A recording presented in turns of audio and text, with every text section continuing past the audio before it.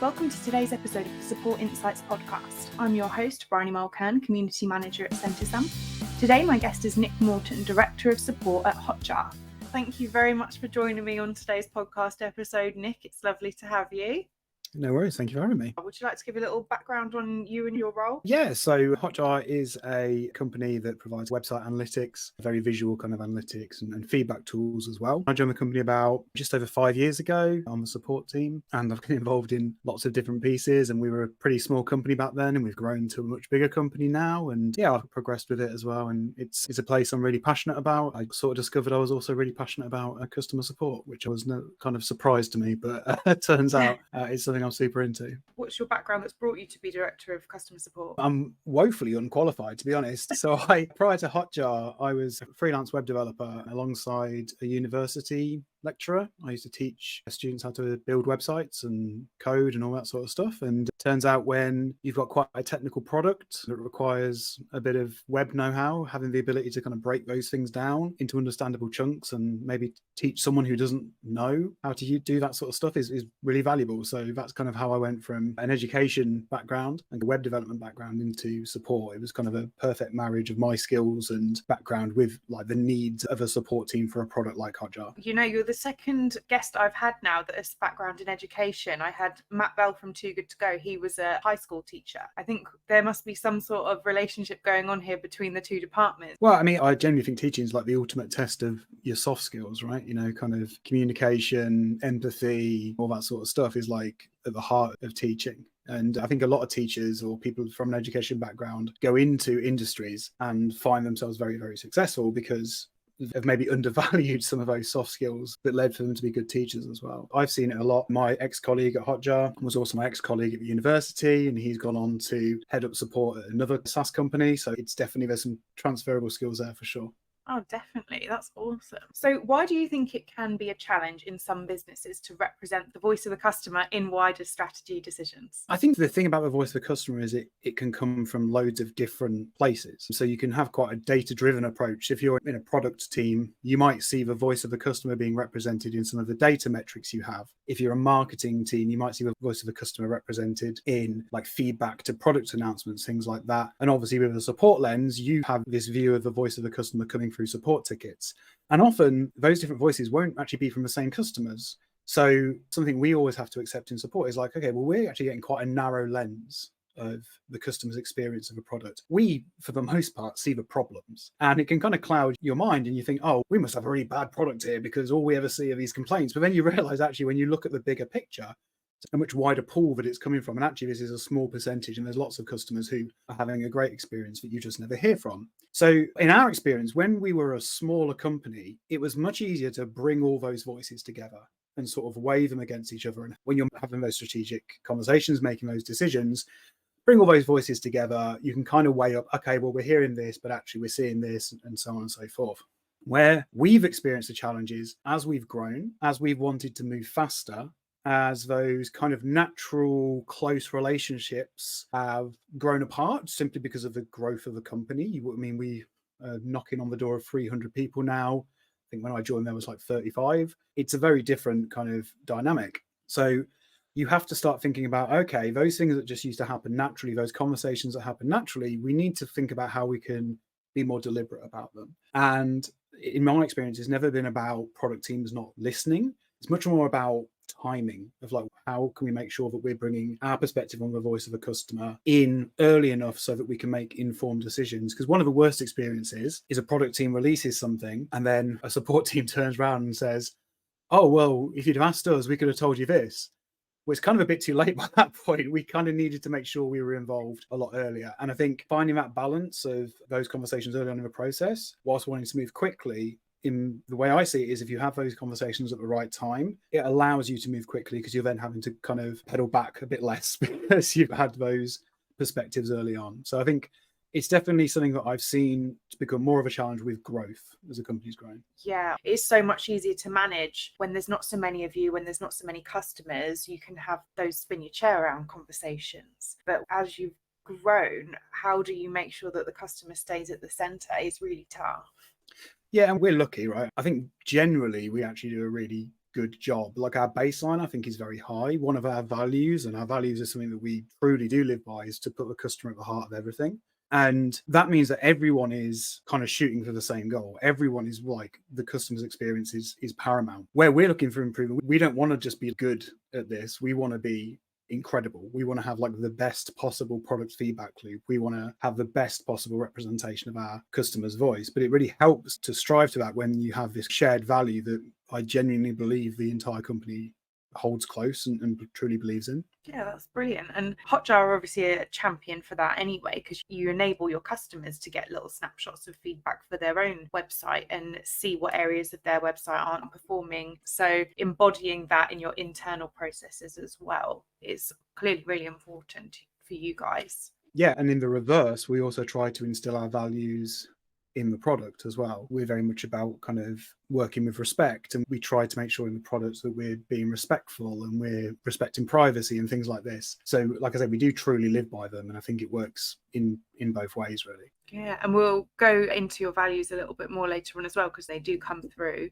So how do you think businesses can sort of take steps to recognise their actionable customer feedback objectively? I think I mentioned earlier about bringing the voices together. And to give you an example, sometimes there's a conversation that happens that never quite sits right with me is, we'll say, hey, we're seeing this customer issue, and something that will often be said is, well, how many support tickets have you got around it? As if that's a measure of the actual impact. And for me, that's always not a great measure, because I look at it and go, well, if it was me, I would do everything in my power not to have to raise a support ticket as someone who was using a product. I would either try and self-serve and solve the problem myself, or I would just simply go, this doesn't work, I'm going to just bail. And my concern is we always try and quantify the qualitative feedback. We say, how many bits of qualitative feedback did you get? Therefore, that's a measure of the scale of a problem.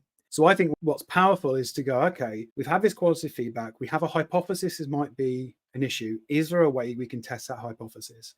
Could we, for example, replicate the issue and put in a log so that we can see actually the full picture of how often this is happening? Could we maybe just move with a quick experiment to see if we can resolve it in this way, what the impact has had? We have a big thing about kind of moving fast and iterating and experimenting. So I think the danger that companies would fall into is if they try to quantify the qualitative and say, well, how many times do we get this? If that's kind of not the point, it scares me. If this is a big issue, people will just bail. They just won't even bother reaching out. They'll just go. So you need to find ways of transferring that qualitative feedback into something genuinely quantitative that you can measure and, to your point, look at objectively. Yeah, I think the objective part can be the tricky part for a lot of teams, because what an agent views as being an important issue based on their experience might not be the same at that moment as what the customer is seeing as a really big issue. I think you use the example of sometimes the quick fixes come through quite often, so it doesn't get picked up as a big issue because it's so easy just to go, oh, you forgot your password, there's your prompt, bye. Exactly. That's an easy fix. I used to, in my younger days, my more naive days, I used to have this idea that probably still rings true to some extent, that every support ticket is a failure. As in, if somebody has had to actually raise a support ticket, along the line, we have failed somewhere. Maybe it's a failure of a product, maybe there's a bug, maybe it's a failure of our user interface, our user experience, so there's confusion. Maybe it's a failure of our documentation. Maybe it's a failure of our marketing messaging. The fact that someone has to raise a support ticket to be successful means that we've got something to learn along the way. It's difficult because your natural inclination is you do focus on the ones that cause you the most stress. The ones that are annoying to you, the ones that have a big effort score for you, are the ones you might focus on.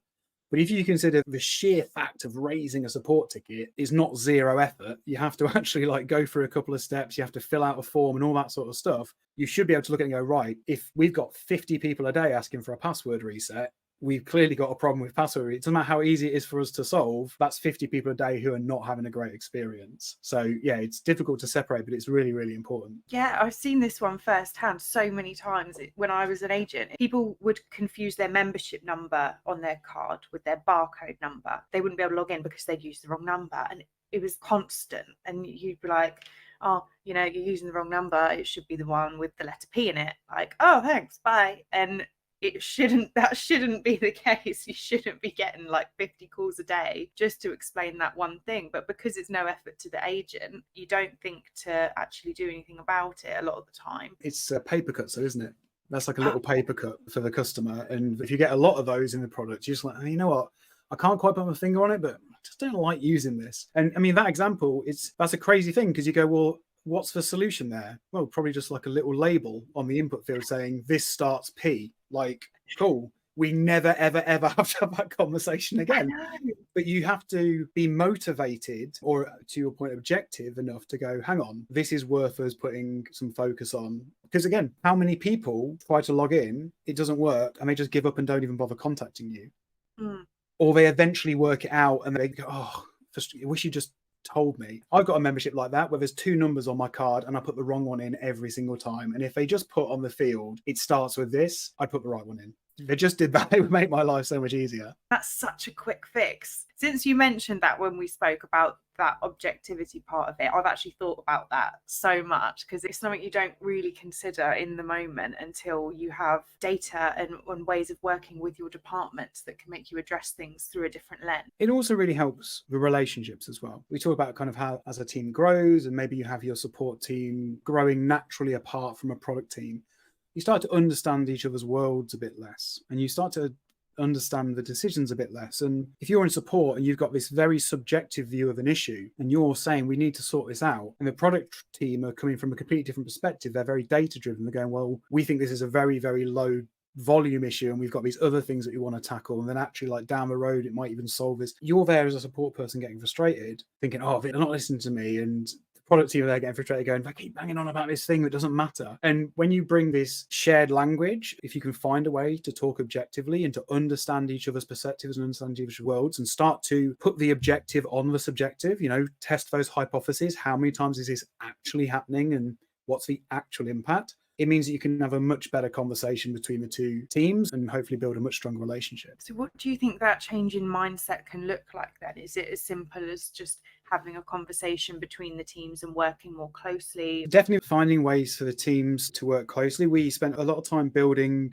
bridges, I'd call it, putting individuals in roles to play liaison between the 2 groups. And at best, they worked like band-aids, but at worst, it became a frustrating role for the individual. It's kind of lumping all of the problems from both teams onto a person who sits in the middle. So we've taken a different approach recently where we're actually going, well, let's structure ourselves kind of in a mirror of the product. So rather than having a support team that's trying to cover everything and they're trying to maintain relationships with 20 different product squads, let's like group ourselves around the area of a product so that we limit the product squads we have to build relationships with. So we've gone for the approach of like, let's rather than build bridges, let's group ourselves in a focused way. So I'm a support person, I can focus on this particular area of product. I have to pay attention to these product updates, these bugs, these product managers who I can speak to and build relationships with. Because as you grow and you grow apart, the foundations of those little bridges start to crumble and they're not sustainable. So that's definitely one huge part of it. One thing that helps is what I talked about earlier, where you understand each other better. You understand each other's perspectives, each other's worlds. You understand each other's pain.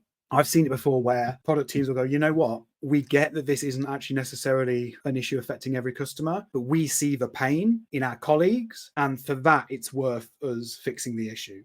For me, I'd never say to a support person, like, oh, don't bring something up because it has to be fully objective. I think the subjective piece is necessary, but it's a place to start the conversation. So it's okay. Is there something we can now do about this? Is there something we can test? We get, like I said before, like a log in place. But then we've obviously been looking at tools, and that's why we're talking, because that's why we were looking at Centisum, because Centisum is a tool to try and bring a level of objectivity to quantifying the amount of times particular topics are brought up. We've been categorizing topics ourselves, but then you're just bringing just as much subjectivity into it. You also bring in limitations about like how many categories or tags you can apply to a particular support ticket. And what we found really interesting from using a tool like Centisum, and we've discovered like, oh, wow, we've got this huge amount of tickets about this particular topic that no one in support ever mentions because it's one of those easy fixes. It's like refunds, for example. We've got all these refund tickets that they're easy to process, but like, could we not do something to stop that person having to raise a ticket if it's within our terms and conditions for a refund? Could we do something better there? We never really talk about it because it's not a pain point, but that doesn't mean that the experience for the customer in particular couldn't be better. Yeah, Absolutely. And enabling the customers to self-serve. It's not just about reducing ticket volume or reducing the need for capacity within support, which it sometimes is seen as that. It's about enabling the customer to be able to do something without adding additional steps, without adding additional stress, and make it a more seamless process. Yeah, I'm kind of borderline obsessive self-service as a principle, because the way I think about it, and I think you've summed it up really well, is minimizing the customer's time to success. So the moment they have to stop and reach out, that's a blocker to their success. So how can we go as quickly as possible from that moment to them back being successful? Let's say it's like one of our main tools is a heat map tool. So, hey, my heat map's not showing me the right image. Okay, well, one pathway is you reach out, you raise a ticket, you wait for us to investigate, respond. Maybe we have to ask you for some more information in order for us to go into it. And that takes time. If we can minimize that time to success, maybe through some really robust self-service tools, not just presenting articles, but hey, can we like run some proactive checks on known issues on the site to say, hey, actually, there's this particular like content security policy setting you have on the site, and we know that can cause issues with us fetching particular assets. If you're not seeing the right picture, that might be why. Here's the, we can be very proactive about things. And there are tools out there that will allow you to be proactive and hit APIs and do checks and then reach out to the customer. For me, that's like minimizing the time to success right the way down. And then the follow-on bit for that, like the dream version of that, is when you can be having a conversation with a customer and you reduce their future time to success to zero. So you don't just solve the problem you're talking about. You say, hey, by the way, if this is a thing that you're interested in achieving, these are some other things you should be aware of. This is what you might want to try, because that will prevent you from having these blockers again in the future. And that, again, it's all about reducing that time to success. And that's an interesting example, because if you've put that in place to enable them to reduce their time to success in the future, and then enabled yourselves to spend more time working on those bigger picture strategies and projects so that you can just continue improving constantly. Yeah, absolutely. If I have a choice of where to invest my people's time, it would be in building out better experiences in the app, better product feedback loop, better self-service tools, rather than answering support tickets. Yeah. Because every time you answer a support ticket, you're answering it for that one person. But if you can solve that problem for 1,000 people, you've had a much larger impact. So we're trying to move the balance and find ways to have that deeper impact so that it becomes a cyclical thing, because the better you do in that one area, the reduction of workload in the other, which allows you to put even more effort into reducing that time to success.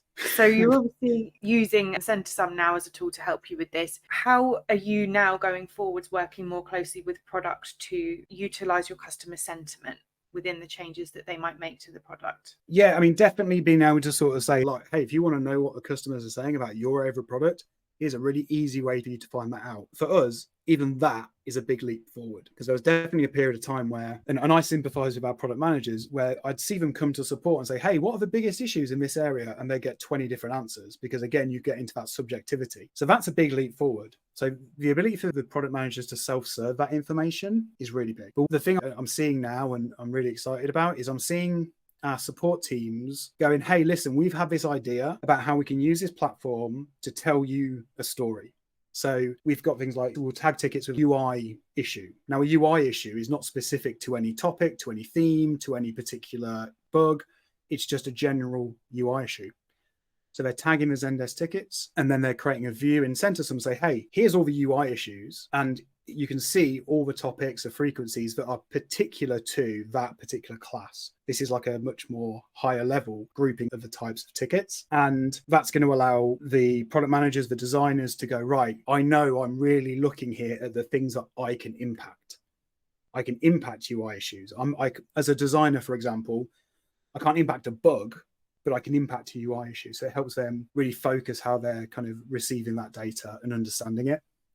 And then the last thing we're doing at the moment is we're bringing more customer data in. So spend ranges, plan levels, things like that. So you can start to segment the data by, okay, I'm interested in what issues affect this particular cohort of customers. And that's going to really help, again, drive those kind of informed decisions and prioritizations. If you want to kind of really build a tool for a particular cohort of customers, a particular type, if we can have that data to kind of cross-reference what we're getting from the CenterSum stuff, that would be really powerful. So that's what we're working on bringing in at the moment. So do your product team have their own sort of access and view then? Well, at the minute, because we're in the early stages, we've kind of got like a bit of a shared login kind of temporarily just to get some feedback. We're very much in the feedback stage at the moment. I'm wanting our product team to ruthlessly tear it apart and tell us like, hey, we'd like to see this, we'd like to see that, because I believe so much in the concept that I want them to say, well, this is the thing that would make it really powerful. But yes, once we progress, they'd have their own login and can create views and all that sort of stuff. And I know our support team are creating views to then share with their product team. Say, hey, just go here, see this view. We've created this so you can see just the relevant data for you. Oh, I love that. I love that they're sort of proactively going in and utilizing all those functions. That's great. I love the view function. Yeah, absolutely. So we did touch on your company values a little bit. How do Hotjar's company values feed into this customer-centric strategy? Well, one of the big values at the top is put the customer at the heart of everything. So it's like just straight up there,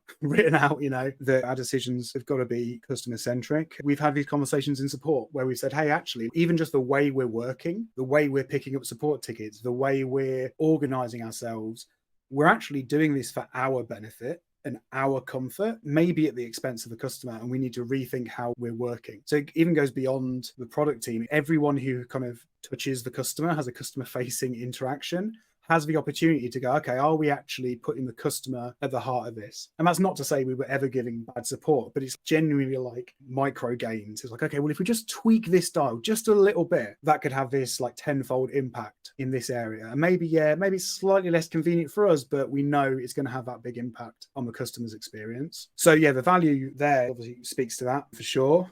And then really for me, all the other values we have are kind of a bit like satellite values. Like they help us do that really. So I think probably the next one that most people in the company really try and hold dear is be bold and move fast. And that's moving quickly, iterating quickly, experimentation, learning, challenging ourselves to grow. All of them are really in service of that ultimate thing of putting the customer at the heart of everything we do. When I joined Hotjar, they were probably in startup mode, but we're not anymore. We've grown to like 300 people, and those values remain, and they are genuine, and they still drive our decisions every single day. We've been talking about how we retain culture while we grow, and where we kind of landed that is like, hey, as long as we still really truly believe in these values and we make sure that we're bringing people on board who also share those values, we're going to retain the culture because those values are our culture. I think customer support and product, the two, they go hand in hand. So having those working in partnership is more and more important. I think the support experience is part of the product experience. My perception of a product, if I ever have to reach out to support, that experience is one and the same. Like that is part of it, even to the point of like how I reach out. Is it even integrated within the product? Do I have to go elsewhere?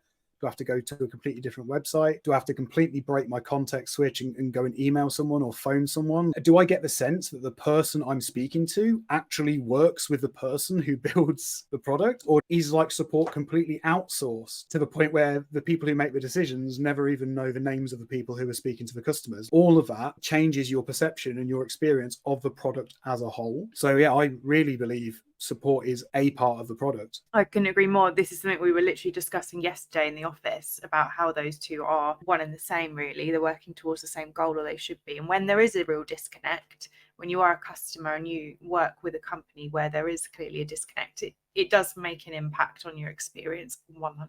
I can speak from experience as well, thankfully not a Hotjar, from my very young experience when I used to work in a customer service role where I was completely disconnected from the people who actually made the decisions that I was meant to be representing. I wouldn't have even been able to tell you what building they worked in or what country or what, I couldn't tell you anything about the people who were making the decisions that I was meant to be representing. It's not a good experience for a person. Like if you're passionate, if you're hearing feedback from people and you're like, yeah, you've got a great point, I wish I could do something about that, but I literally don't even know who to speak to. There's a reason that there's such a high turnover in those sorts of jobs, because anyone who's actually got a genuine interest in that kind of work will very quickly seek something where they can have more of an impact and have more of an influence and actually represent the customer's voice stronger. Yeah, that is such a key point, because people who work in customer support, they care. They really care about the customers. That's why they do the job. And so it really is draining if you're speaking to customers who have these frustrations and you can't do anything. You can't help them. Yeah, and then you see people get disillusioned. And I remember when I started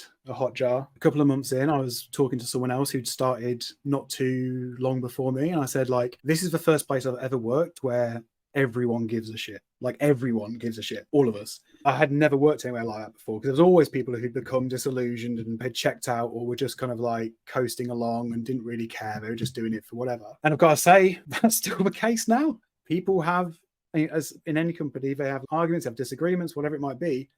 But it's always because they give a shit. Like everyone still passionately cares. So again, it's really cool to see that we've retained that over these years and over this level of growth. It is. It's great for me to see as an outsider as well. I love that. I love speaking to businesses who are really, really passionate and people who really care as well. Well, thank you very much for joining me on today's podcast, Nick. It's been lovely to have you, and I can't wait to see all the cool things that you're going to do going forward. Yeah, no worries. My pleasure. Thank you very much.